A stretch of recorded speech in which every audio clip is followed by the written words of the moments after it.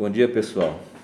Quero usar um pouquinho do tempo de vocês para falar de um negócio que eu gosto muito, é bastante relacionado à psicologia, à psicanálise. Eu estou com um livro aqui que eu comprei já há algum tempo, daqueles livros que você encontra no shopping a R$ 10, naquelas lojas. E tem aqui um pedaço. Esse livro é do Gregory Hunt e ele fala sobre personalidade e fé. Eu praticamente vou ler para vocês o que ele fala aqui, porque é uma análise dele mesmo, né? Que ele faz. Ele é pastor e está nesse livro na página 164 até 166. E o tema aqui é personalidade e fé. Olha o que ele diz aqui, para a gente ir pensando um pouquinho. Acho que falo por vários outros quando digo que tenho um lugar especial em meu coração para Pedro, o discípulo de Jesus. Há um tempo atrás nós estudamos na nossa igreja, a PIB de Itaquera, a respeito de Jonas, o livro de Jonas. E conversando na equipe pastoral, eu falei que o Jonas era um tipo de Pedro, né? O casca grossa, o cara que falava o que sentia, né? Mas mesmo assim Deus precisava que ele fosse, no caso do Jonas, o pregador em Nínive, e o Pedro, aquele camarada que puxa da espada para tentar resolver tudo rapidamente, né? Então ele, aqui, o Hunt diz que o Pedro tem um lugar especial no seu coração. Ele levava suas convicções na manga. Ele disse em voz alta o que aqueles em torno dele pensavam, mas não diziam. Um homem cheio de entusiasmo, ele poderia alçar o voo em direção às aspirações divinas em um momento e cair por terra no momento seguinte. A personalidade de Pedro o distingue dos outros discípulos e o torna amado por todos. Olha que interessante, né? Ao invés de se tornar odiado, ele se torna amado por todos. A idiosincrasia de Pedro lembra-me, de certa forma, o quanto a personalidade influencia em nosso relacionamento com Deus. Não faz sentido que a forma como estamos programados dá cor à forma como experimentamos Deus e expressamos nossa fé? Interessante, né? Eu gosto muito dessas questões, do jeito que nós somos feitos, né? Com as nossas emoções particulares, bastante pessoais, né? Ou personalizadas para nós. A gente gosta de coisas personalizadas, né? Então, nós somos personalizados.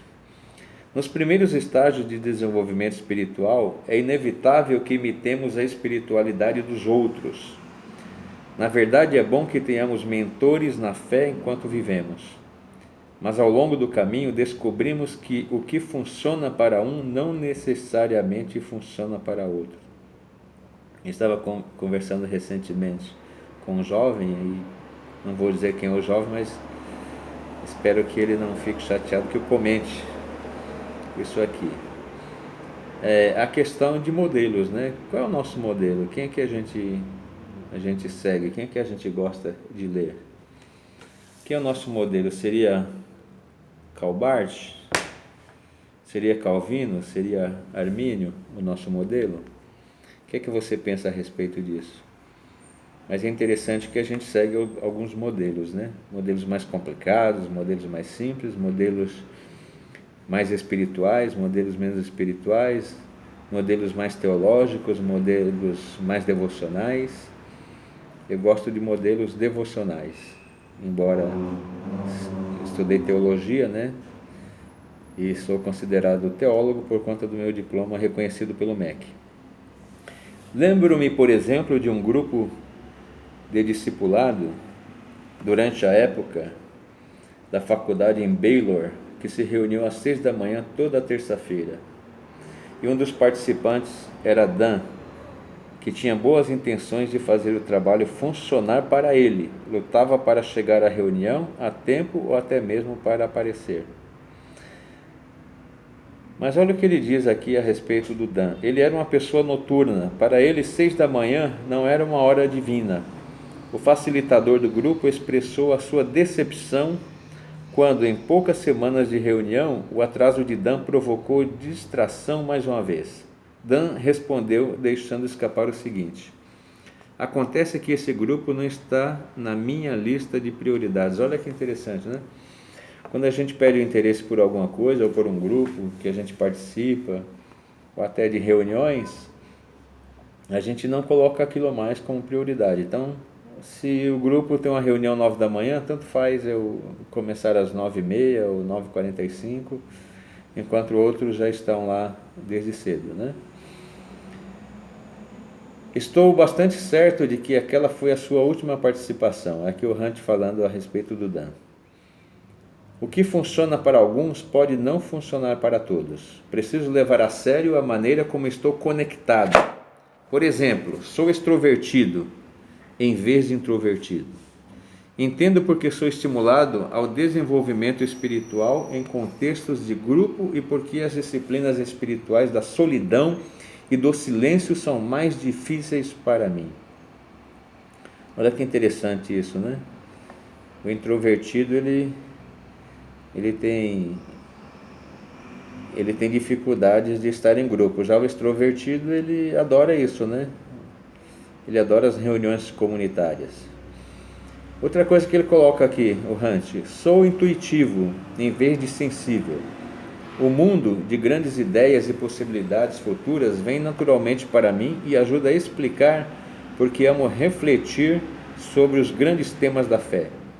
Isso também explica porque valorizo a maneira como minha esposa, uma pessoa sensível, prende-me no aqui e no agora e ajuda-me a experimentar a dimensão espiritual de meus 5 sentidos.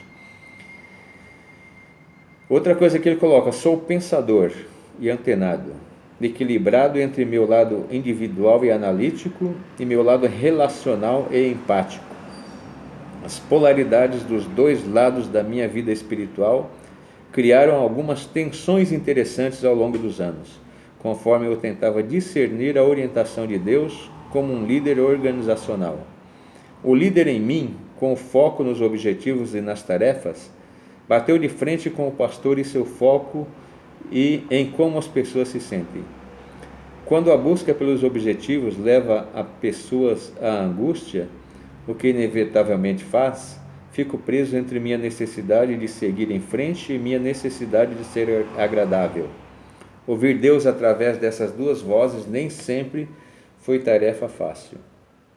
Indo já para o final, ele coloca aqui nesse pedacinho que eu estou lendo para vocês sobre personalidade e fé. Finalmente, sou um tipo mais crítico do que perceptivo, que é uma maneira de dizer que gosto de ordem, objetividade e conclusão, ao passo que outros são mais flexíveis, espontâneos e lúdicos.